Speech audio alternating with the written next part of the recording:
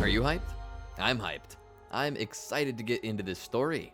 So far, we've gotten to witness a world where Goku was able to strategically alter things to make the outcome better, but that resulted in the death of Piccolo, which had major story implications. However, as the Saiyan Saga began to rear its head, we came to realize that Vegeta had also been reborn with all of his memories. This resulted in a lot of changes, the biggest of which being the continued existence of Nappa and Raditz. But even further, we got to see more of the Saiyans as Goku and Vegeta revived them as the Cell Saga came around. Training with the berserker legend, their powers grew incredibly, but Kid Buu's potential eventually exceeded the team to the point that even Broly struggled with it, seemingly tapping into a portion of Oob's hidden potential. In the end, Bardock managed to awaken the Super Saiyan 4 form that he developed after watching Broly. He helped Broly achieve the same, and with this increase in power, they managed to defeat Buu. But unbeknownst to any of them, something was coming for them. Now that we're all caught up, let's get into the story. Welcome to the Amagi. Before we begin, only 25% of our viewers are subscribed, so if you're a fan of the video, please like and double check if you are subscribed. And with that out of the way, let's get into the video. Goku and Vegeta were sitting on lawn chairs, sipping iced tea, watching their kids play. Nappa and Raditz also running around too, as if they were also children.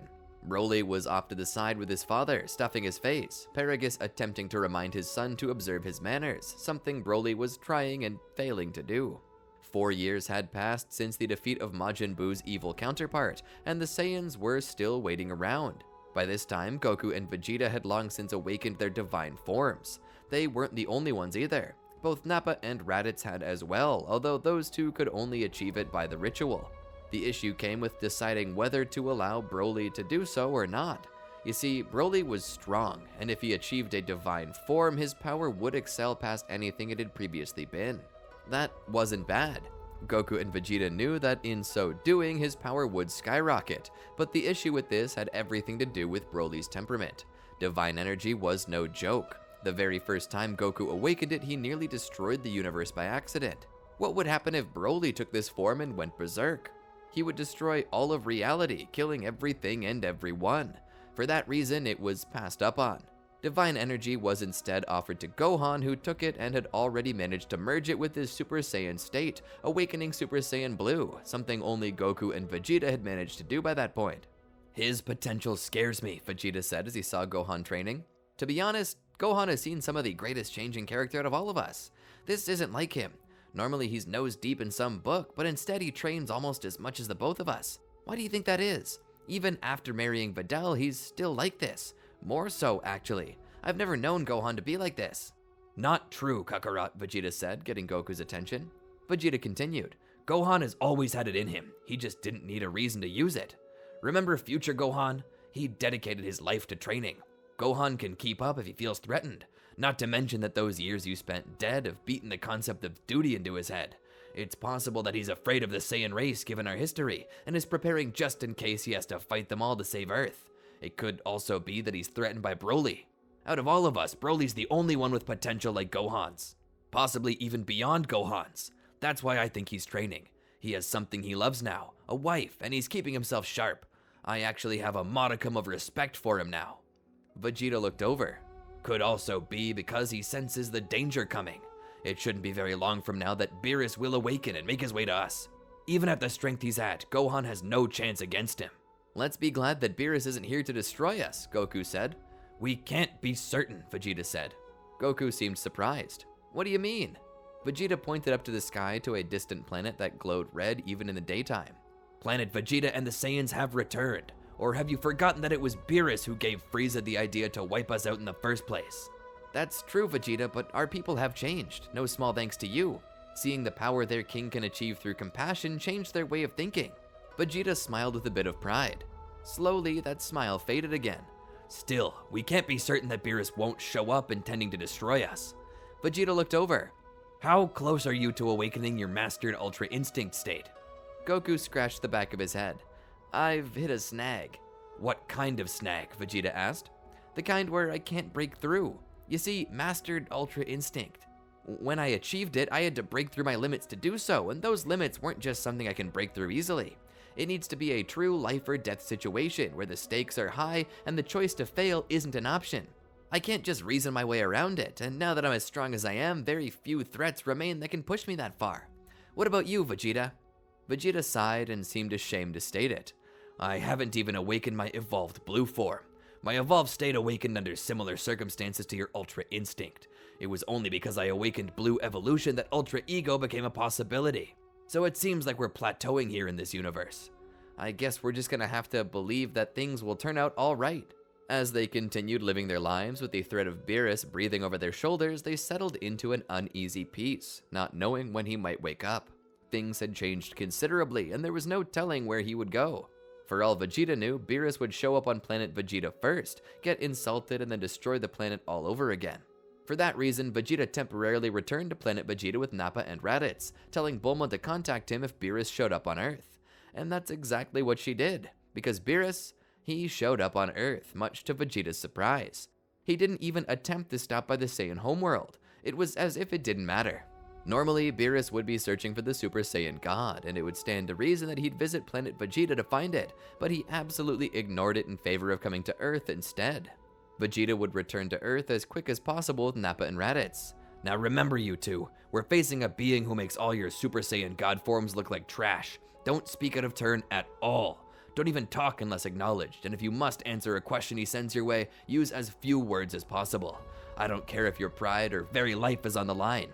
Beerus is the one person you can't offend. As they made it back to Earth, Vegeta was quick to find Beerus and offer his respect. Lord Beerus, to what do we owe the pleasure? Beerus looked down on the prince. I've been told that your people were destroyed by Frieza. What are they doing alive again? Vegeta, kneeling, kissed the hand of the feline. Yes, sir. It was Frieza who destroyed us. However, 16 years ago, we surviving Saiyans overthrew Frieza, and a few years later, with the help of Earth's Dragon Balls, restored our people.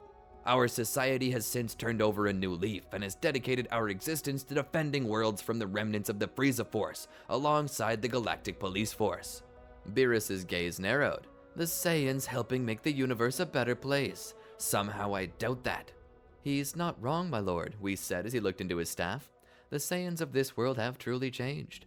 Their culture has become more akin to that of Universe 6's Saiyans. They've become quite the heroic warriors. In fact, they're now partially carrying our universe's mortal rating. It's nearly doubled since you began your nap. Beerus looked at Vegeta with a smile. I like that. Fine. I will not undo your wish, so long as your people continue to work hard to make this universe a better place. Vegeta once more kissed Beerus's hand. Yes, my lord, anything you desire. Beerus pulled his hand away, the slobber of the Saiyan King beginning to get on his nerves. I'm here for a different reason, however. Many decades ago, I had a vision of a warrior without peer, someone who could truly give me a run for my money, a Super Saiyan God. Vegeta nodded. Yes, that legend was discovered not long after the Saiyan people were restored, though access to this knowledge has been restricted only to Saiyan royalty within the noble houses of Kakarot and Nappa. We believe that power like this should not be given to anyone considering how strong it is, and should be used judiciously. I hope this pleases you. Beerus looked down. I desire more than just a battle against a Super Saiyan God. Not just any Super Saiyan God will do. I desire to face off against your strongest divine warrior. Vegeta nodded. I understand, sir. Please, make yourself at home. My wife will bring snacks. I will send for our greatest divine warrior. Beerus took a seat as various pieces of Earth's finest cuisine was brought to him in hopes of winning over the destroyer's favor. Remember, Kakarot, Beerus expects a good fight, so slowly increase your power level. Only go full power if he asks, and if he asks, don't try to play down his desire. Go straight to Blue Kaioken if you have to. He brought Goku to Beerus. Here he is, my lord. He has the most developed divine powers, having mixed godly energy with his original Super Saiyan state, adding also a strength upgrade he achieved from training with the King of the Northern Quadrant. Beerus was impressed. Oh, you've trained with King Kai? Goku nodded. Yes, sir. I'm pleased to announce that the king you know as Kai has trained me in the ancient ways of martial arts that he honorably honored me with. It's my desire to show you the strength you were blessed with me to see. Beerus stood there. Interesting. I might fight you after I face the one from my vision. Vegeta looked up. Kakarot was not the one from your dream, my lord. Beerus shook his head. In my dream, I saw an impossibility standing as my opponent. A primal creature whose strength lies in his uncontrollable nature, yet possessing the poise and the nature of a being with divine energy. the core of what makes a Saiyan what they are. That is the one I wish to fight. Goku chuckled and scratched the back of his head. That sounds like Broly. Beerus cocked his head. Yes, bring me this Broly at once. Goku offered a salute as he went off to get him, only for Vegeta to stop Goku. Wait, my lord. Broly is untrained in this technique. He doesn't possess a divine form. He's a bit too uncontrollable to reliably use this. He's liable to destroy all of existence if he achieves this transformation. Beerus's aura began to glow around him as he rose to his feet. Are you refusing me? Vegeta's heart skipped a beat. No, my lord, but there are so many others. Kakarot here is strong as well, and is more controlled. So too am I. The one called Gohan, son of Kakarot, is as skilled as his father and I, and if you will, we could have a 3-on-1 match. Beerus stood over Vegeta, his eyes speaking of his intentions. Beerus would have what he wanted, and if anyone got in his way, he would eradicate them. Vegeta saw this and relented. Kakarot, go get Broly. Goku left and came back with Broly. He stood there curiously, watching as the odd feline walked around him, poking his muscles and examining every bit of him. Yes, I sense it. A primal power exists within him. We have been trying to break him of his habits, my lord. Beerus looked over. For what reason? He craves battle.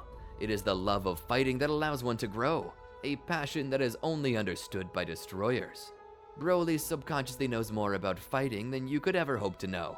There's nothing wrong with him going berserk. The only thing he needs is to learn to keep his rational mind when doing so. Nothing a little meditation can't fix. Beerus then stepped back. Give him his divine form.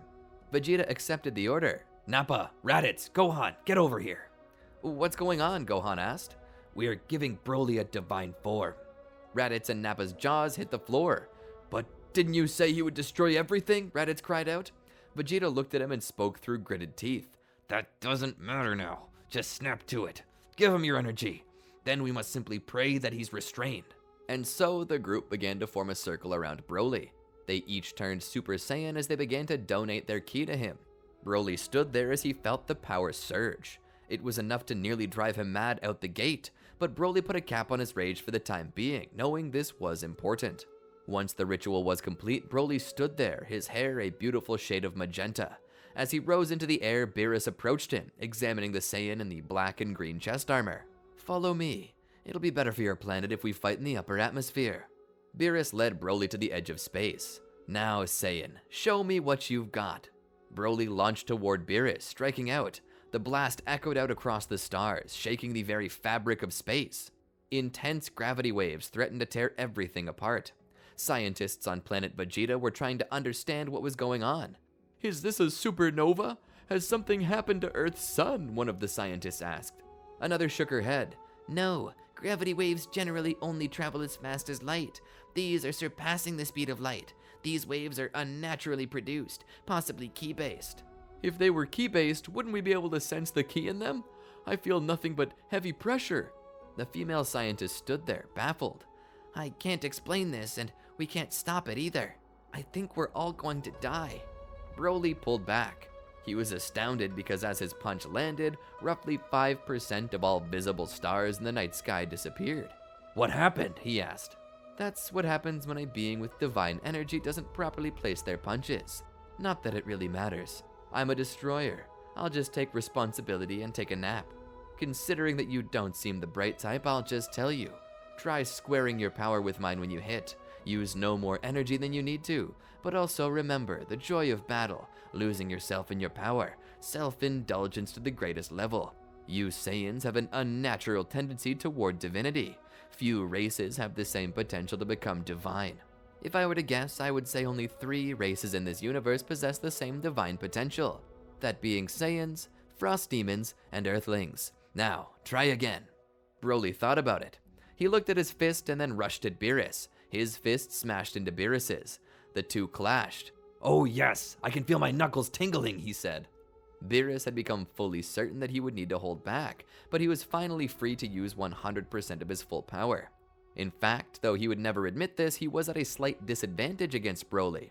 It was here that Beerus's destroyer instincts kicked in. The form that Vegeta would later name Ultra Ego, the secret of self-centeredness, was truly going to be what Beerus required to stay ahead. As Beerus's power overtook Broly's though, Broly's adaptation to this new power began to quickly slow down. The gap began to widen. Beerus pulled back. "What's wrong? Keep going," Beerus demanded. Broly was panting. His form disappeared. Beerus sighed. "So that's it, huh?" Broly strained a bit, causing his hair to flash magenta once more, but it then disappeared again. "He still has that power in him. So Saiyans can attain this form at will after they achieve it. Interesting. But all the same, it looks like he's hit a wall. Only pure desire can break through," Beerus thought. "Is that all you've got, Saiyan? Pathetic. You're weaker than a newborn infant. Even a non-transforming human could outpace you. You're a disgrace to your people. Or is it that Saiyans are all bluster, flashing hair to cover their own incompetence?" "Sorry," Broly said. Beerus was slightly shocked, and not even an ounce of anger. Does this Saiyan not possess the same pride as his people? Beerus wondered. He then looked down. Maybe I should just destroy this planet. "What? No," Broly said. Beerus looked over. That got him, he thought. Beerus formed a small Hawkeye sphere in his hand. "I will destroy this planet and erase all those upon it." "No, you can't. This is where Kakarot and Vegeta live. This is where Father lives." Broly protested. Beerus smiled. "Ah, yes, your father. Him I won't erase."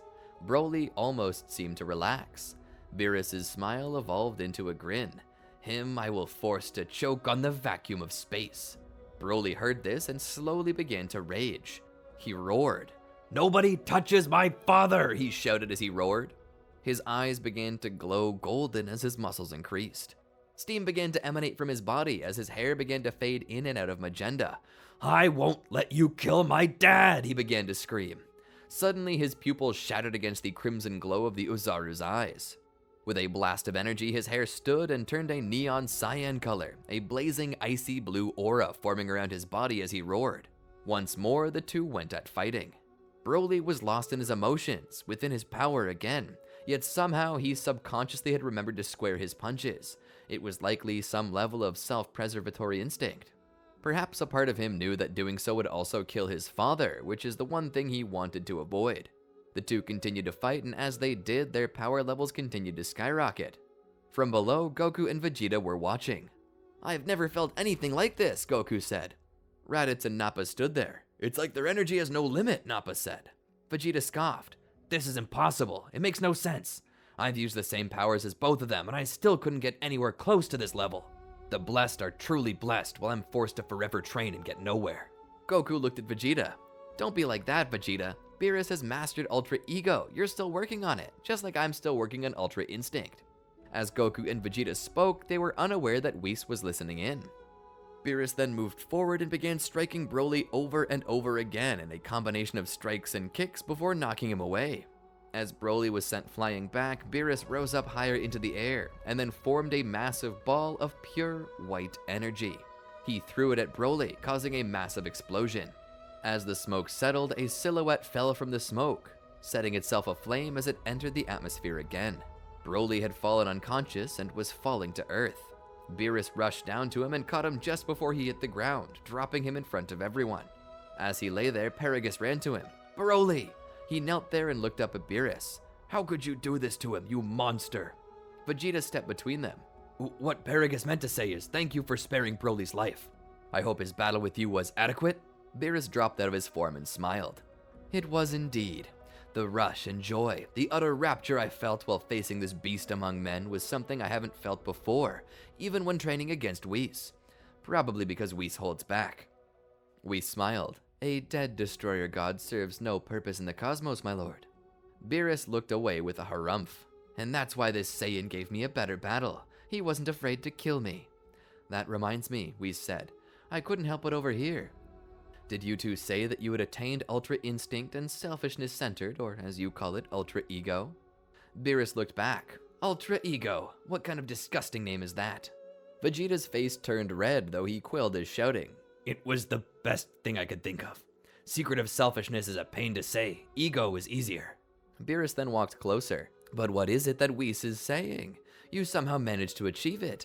And you," he said, turning to Goku, "somehow managed to awaken Ultra Instinct. Somehow I find it unbelievable."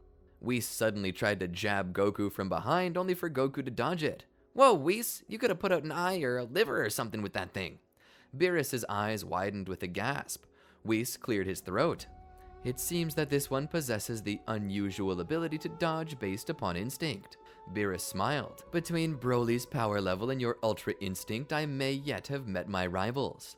This pleases you, Lord Beerus? Whis asked. Of course it pleases me. They have a long way to go before they can truly surpass me, but their power should be more than enough to keep me entertained for 6 years, or however long Saiyans live. At least 100 years, my lord, Whis said. Potato, potato. I could snooze right through your lives if I wanted, so it makes no difference to me. He turns around. Come on, Whis, we're leaving. Whis followed. He stopped though and turned around to see Goku and the others, including Broly, who was just now waking up. Thank you for entertaining Lord Beerus. If you ever decide you want a place to train, just give me a ring. Whis and Beerus then leave. Goku and Vegeta would then do exactly that, this time inviting Nappa, Raditz, and Gohan to come along with them.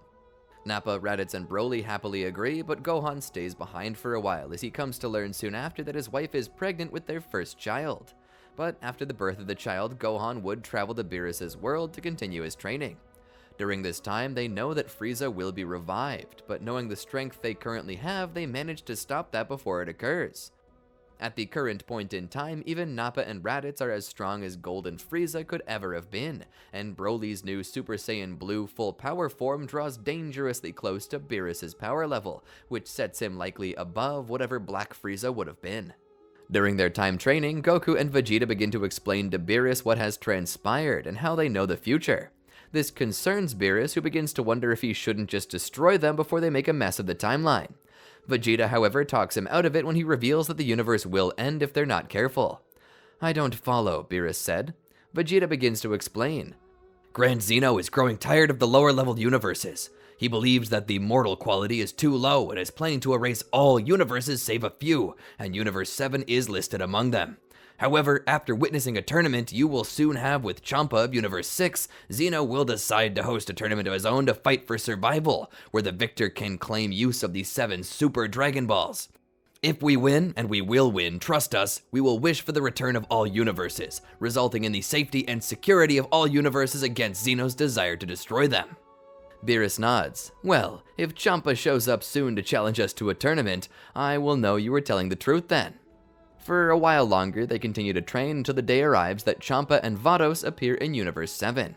By this time, Beerus realizes that Goku and Vegeta were telling the truth, and there are no hiccups when a tournament is planned. This time, however, Team Beerus chooses nothing but Saiyans, because why not choose your strongest warriors? Those Saiyans being Goku, Vegeta, Broly, Nappa, and Raditz. Beerus would have chosen Gohan, but Gohan bowed out, saying that he had something important to do with his family that day. Vegeta assured Beerus that it would be okay. They would go to the tournament where they would pretty much solo the competition. The only one they'd have any real trouble with was Hit, but Goku and Vegeta were still way ahead of the curve here. The only thing Vegeta asked is that Goku let him go first, as he wanted desperately to face Kaba in battle. He showed Kaba his true power as a Saiyan and what he could aspire to. After this match, Vegeta bowed out of the tournament to let Goku have his own shot. Goku would solo the rest of the tournament with Broly, Raditz, and Nappa feeling a little left out. Goku assured them that they weren't missing much and that they would soon have the chance to try it out themselves. After this, Beerus used his wish to restore Champa's Earth. Zeno, watching all of this go down, would meet Goku, who would slightly recommend Zeno host a tournament, which the little fella took to heart. Returning to their own universes, Goku and Vegeta then speak to Beerus. Something important we forgot to mention that you need to know about, Goku said. Beerus looked at him. Spit it out already. Vegeta continued. We just remembered that in the time which we previously lived, after this tournament, a Supreme Kai in training in Universe 10 named Zamasu will soon kill his mentor, Gowasu. This is important, as he'll then attempt to use the Super Dragon Balls to steal Goku's body, which wouldn't be pretty for our world. In our time, you went to Universe 10, waited to see if Zamasu would kill Gowasu, and then had Whis turn back time to stop Gowasu's murder before erasing Zamasu. Beerus thinks about this and decides that he trusts Goku and Vegeta by this point, and both he and Whis do as instructed. They indeed find treason in Zamasu and have him erased before he can steal Goku's body. After this, they continue to train, but Goku and Vegeta have hit a snag. They can't unlock their ultimate forms because their limits are still in the way. Vegeta begins to believe that it might be too much to ask of themselves currently, and decides that they should wait until the Tournament of Power until they can hopefully break their limits. But Goku tells Vegeta that there is another option. Vegeta wonders what it is, and Goku would teleport himself and Vegeta to the world of the Kai, much to the dismay of Kibito and Shin. But that being said, these two were of the group that defeated Majin Buu, so they let them be. Goku would pull the Z-Sword out of the stone, much to the amazement of Kibito and Shin. Suddenly, Goku bends it over his knee and snaps it, much to their horror. "What did you do that for? That was a powerful and ancient relic from a bygone era," Shin shouts. Goku chuckles and points behind him. "So's that." They look over and see old Kai standing there, waving at them. Goku walks over to him. "Hi, old Kai. I'm Goku. I know you don't know me, but I was hoping you could unleash mine and Vegeta's potential." Old Kai is skeptical at first, but agrees after Goku tells him that he beat Majin Buu, something that the Supreme Kai validates. Old Kai would agree and would take the next 50 hours to unleash Goku and Vegeta's potential. With their limits removed once again, Goku and Vegeta attempt to attain their higher forms, of which Vegeta displays usage of both Super Saiyan Blue evolution as well as Ultra Ego. Goku also displays Mastered Ultra Instinct, which he believes will give them an edge in battle. They continue to train until Grand Minister announces the tournament. Goku and Vegeta would attend, with Nappa, Raditz, Gohan, Bardock, Broly, and Piccolo, Krillin, and Roshi also taking up the team. When the tournament begins, Broly is shocked to find a legendary Saiyan like himself. He tries to take her under his wing a little, remembering the days when he was as uncontrolled as her. He manages to help her perfect the form, and as she thanks him, he smiles, telling her it was no problem, and then he throws her off the stage against her will. At this point, Broly is still the strongest fighter on their team, and even other destroyers might not be able to handle him, let alone their champions who are weaker than them. Broly basically just rampages through the tournament, taking out as many as he can. The true battle comes down to Goku versus Jiren, and Vegeta versus Toppo. For Vegeta and Toppo, they exchange blows off and on, with Vegeta showing off his evolved blue state. As Toppo realizes that Vegeta is stronger than him and that Jiren himself might not be able to defeat Goku, Toppo gives up his pride and takes on the role of Destroyer, taking on his Destroyer mode. Vegeta laughs at this. "You think that your form will be enough to defeat me? Let me show you a true Destroyer mode." Vegeta would take on Ultra Ego. Toppo sees this form and groans. "Your strength is absurd. There should be nothing in any universe that grows like you blasted Saiyans. When I finish this tournament, I'll make it my personal mission to wipe you all out." "Now that doesn't sound very just, now does it, Mr. Pride Trooper?" Toppo grit his teeth. "The era of justice has passed. Now is the era of judgment." Pushing his massive hand forward, Toppo cried out with a loud voice, "Hawkeye!" Vegeta saw the blast coming at him. "You're right about one thing, you shallow, hollow shell of a man. Judgment time is coming, and you will be the one judged." Vegeta held up his own hand. "Hawkeye!" As he did, his blast touched against Toppo's, causing it to disintegrate. As this battle went down, Goku, in his mastered Ultra Instinct state, was pushing Jiren back. Jiren, by this point, was pushing his body so hard that you think a flaming aura not too far removed from Goku's had formed. They were near equal, but Goku had the edge. He took the force Jiren put into a strike and redirected it, putting Jiren into a judo throw, rolling the gray. Jiren stood once again, but Goku's swift speed and autonomous movements gave him the edge. Unlike Vegeta, Goku had the time to continue practicing the principles of this ability, and now that he had attained the level of strength required to awaken this transformation, his experience with the ability could boost it further. Belmod sat back in his seat and ran his pale hand through his red, puffy hair. Reaching down beside him, he opened up his bag and pulled out a bottle of sake. "I had been saving this for our victory, but now I suppose we toast to a life well lived." Kai looked up at him in horror. "You can't be saying what I think you're saying. Are you just giving up?" Belmod looked at Kai for a moment. He then looked up at Margarita. "Will you join us, Margarita?" "I don't know if it would be proper, Lord Belmod." Belmod looked at her with pleading eyes. "This might be the last chance we get to spend a little time with each other, you, me, and Kai here. It may be improper, but can you spare a single moment for me?" The angel attendant thought for a moment and smiled. "Of course, my lord." He then began pouring sake. He started with Margarita. "Ladies first," he said. He then poured some for Kai and for himself.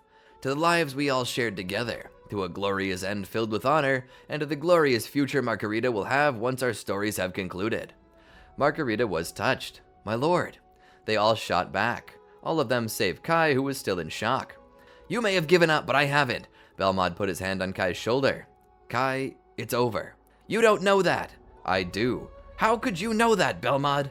Belmod was silent for a moment. "I know because I know Toppo and Jiren." Down on the stadium floor, Toppo was reaching his limit as Vegeta grew closer. With the last bit of his energy, Toppo formed a Hawkeye ball as big as he could. At this point, he wasn't afraid of erasing Vegeta. He was willing to erase Vegeta and Goku both, hoping that maybe through his sacrifice, Jiren could pull out a win and save their universe. But as soon as he launched it, his final Hawkeye filled with the hopes of the 11th universe, Vegeta simply batted it away as if it were nothing more than a wiffle ball. Toppo, seeing the last and greatest of his efforts fail, dropped to his knees in shame. Everything he had sacrificed to get to this moment, and it still wasn't enough. Toppo looked up at Vegeta. "Erase me."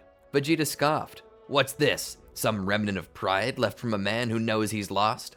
Toppo looked deep into his eyes. "If you have any respect for me as a warrior, to the sacrifices I made to get this far, then don't let me be erased by Zeno. End me now. Let me die like a warrior." Vegeta looked into the eyes of Toppo and offered a smile. "Maybe there was a bit more pride in you than I gave you credit for." He raised his hand.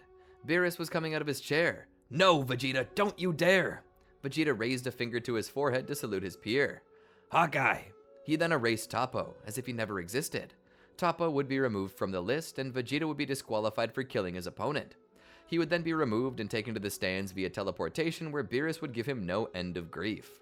"Oh, calm down," Vegeta said. "So what if I got sidelined? You still have Kakarot and Broly on the field. As loathsome as it is to have the words pass by my lips, they're currently stronger than I. My adversary deserved as much as this. To know at least that he took me out along with him." Vegeta thought back to his previous life, how he had attempted the final explosion against Buu, and then again during the Tournament of Power, where he was willing to give his own life to defeat Toppo. And now Toppo had given his own life to take Vegeta out of the tournament. It seemed fitting and gave Vegeta a little bit of respect for the short-lived destroyer.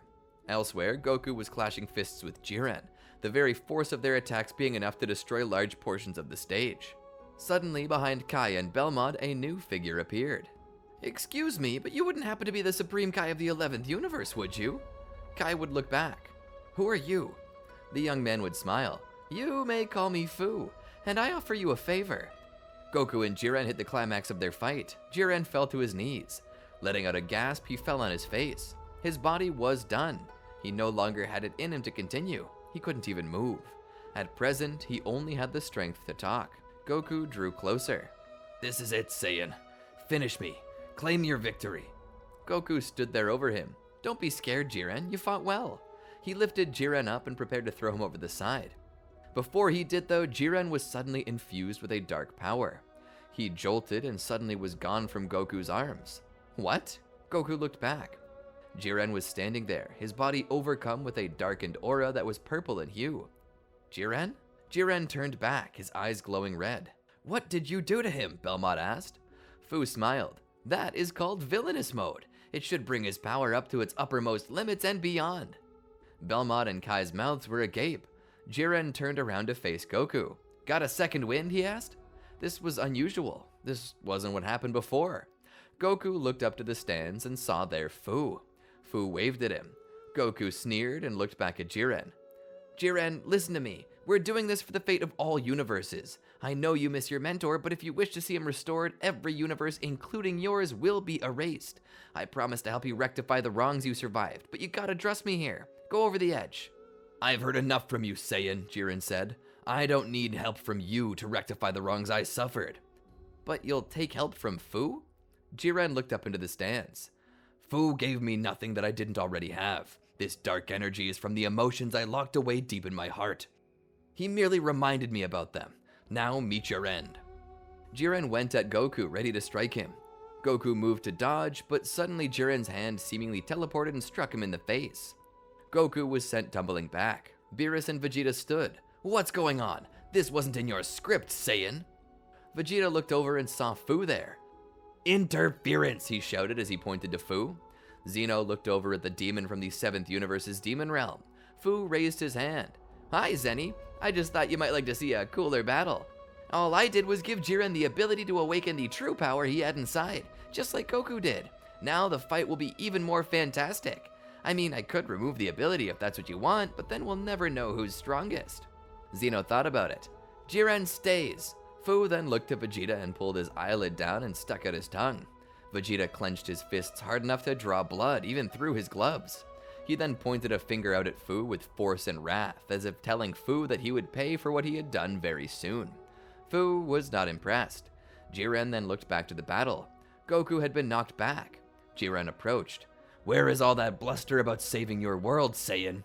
I once shouted the same thing as I fought for my people. That demon. It showed me the lies I fed myself. Only the strong get what they want. Right now, the strong are ready to see you end." Goku stood and prepared to fight back, but before he could, Jiren punched him in the stomach, driving him all the way back to the edge of the platform. Goku nearly fell off the side. Jiren grabbed his belt to stabilize him. "You fought well, Saiyan, but now, it's over." He pushed forward, sending Goku tumbling off the side. Belmont and Kai were jumping for joy. Beerus was halfway to ripping his ears off. "This is your fault, Vegeta. Your stupid pride got in the way. If you hadn't killed Toppo, you could have assisted Goku. You could have won." Goku landed behind them. Vegeta looked to Beerus. "Contrary to what Jiren just said, Lord Beerus, it most definitely is not over. Look." Beerus then looked down on the stadium to see another figure drawing closer to Jiren. "Is that?" Vegeta smiled. "It's Broly." Broly grew closer to Jiren, his blank eyes unflinching, his hair glowing a cyan blue as his aura burned around him. Jiren looked back. Another monkey believing himself to be a god. Broly stopped there for a moment and cocked his head. "Me? A god? No, I am a devil." Broly rushed forward with a roar, building a ki blast in his hand. Jiren stood there. "Whether you're a god or a devil doesn't matter. All that matters is that you're an imbecile." Beerus shouted out to him, "Broly, watch out!" Beerus sat back and covered his eyes. "He's going to get knocked off immediately. I can't watch this." Vegeta and Goku looked on in anticipation. He's talking in his berserker form? As Broly tried to put the blast into Jiren's gut, Jiren suddenly appeared behind Broly and attempted to simply knock him off the side. Broly turned around and began pushing Jiren back. "Wrong way, Broly!" Vegeta looked at Beerus. "What did you do to him?" Beerus looked away for a moment. "I might have taught him the principles of ultra ego a little. Apparently he has a sadistic side that was buried under all of that primal and baby-faced nature of his." He began to jump back and fire ki blasts at Broly, attempting to weaken him while creating distance. Broly simply walked through the blasts with a laugh. "Poor Jiren, still uncomfortable with the idea of dying." Goku and Vegeta looked at each other. They then looked at Beerus. Beerus looked over at them from the corner of his eye. "Don't blame me. He's a legendary Saiyan. This is what they do." Jiren and Broly clashed a bit more, their fists colliding with enough force to shatter the nearby areas of the ring. As they clashed, it became apparent that Jiren couldn't overcome Broly's power. The longer they fought, the more Broly's power rose. It seemed endless now. Broly smiled and let off a nefarious laugh. "I just love a dramatic ending." Jiren was panting now. As Broly drew closer, he spoke. "You lasted longer than I expected, but your final hour has arrived." Jiren rose to his feet. Putting all of his power together, he released a final blast that he hoped would be enough to defeat Broly. Broly, however, powered up an attack in his mouth, and with a roar that shook the eternal void in which they floated, he let out a cyan-colored blast. The beam collided with Jiren's. The beam began to slowly move further and further back until it connected with Jiren, blowing him out of the ring. And with that, the Tournament of Power reached its conclusion. The last person standing, Broly. He let out a maniacal laugh. Beerus sighed. "I wonder if he's going to be able to use the Dragon Balls this way." Goku and Vegeta called out to him. "Good job, Broly. You can power down now." Broly stood there and sneered. "I do not take orders from you, Kakarot." Beerus looked at Whis. "Whis, please deal with this." Whis nodded. He tapped his staff twice and released a pulse of energy that collided with Broly's, diffusing it and dropping him back down to base form. Broly stumbled a bit and then grabbed at his head. "Ow, what happened?" he asked. "You won the tournament, Broly. Now you get to make that special wish. You remember the one we all agreed upon?" Broly thought for a moment. "Which wish was that?" Vegeta slapped his face. Goku called out again. "You know, the wish that was best for everyone." Broly's face lit up with understanding. "Oh, I remember." He then turned to the Grand Minister who appeared before him. "What is the wish you would like to make?" Broly thought about it. "I wish that all erased universes would be unerased, and that everyone who died in this tournament came back to life." "Are you sure that's what you want?" Grand Minister asked. Broly looked back at Team Universe 7. "Am I?" Goku nodded and held up a thumb. Broly looked back. "I'm sure." The Grand Minister smiled. "As you wish." And with that wish done, the entire universe saw restoration. Vegeta took it upon himself to go out and execute Moro personally, and proceeded to hunt down the Heaters before they could cause any real trouble. As time passed, everything went as well as you would think. Gohan would face Cell Max in battle, unlocking a new form of Super Saiyan Blue akin to Super Saiyan 2 that stood well above Super Saiyan Blue Evolved, which would give him all the strength he needed to destroy Cell Max. Goku would then wait for the 28th World Martial Arts Tournament that would come a few later. By that time, Goten and Trunks have also achieved their own god forms, and Goku goes about training Oob. But as this happens, Fu appears above the Dragon Ball world. Interesting. But I wonder, what happens if I merge timelines here? He would teleport to Kami's lookout. Sneaking in, he would pull away the tarp in the mausoleum, where he would find a new set of Dragon Balls, these ones having black stars at their center. And that's where I plan to call it quits for today. What did you all think? I'm considering one more part where I also go over the Dragon Ball GT timeline. I personally love GT, but I know that not everyone does, and I can understand why. I'm hoping to tell my own version of it that includes some characters from DBS, and see how they might change things a bit. I might use Fu to alter a few events, might change the way a few characters work. Not enough to ruin the best parts of GT by any means, but enough to help fix some things. What do you all think? Would you like to see this, or should we just end the series here? Let me know what you'd prefer in the comments. Also, don't forget to like, subscribe, and ring that bell to be notified when more videos like this one drop. And while you're at it, why not check out these other videos on screen? I'm sure you'll enjoy them. Anyway, until next time, peace out.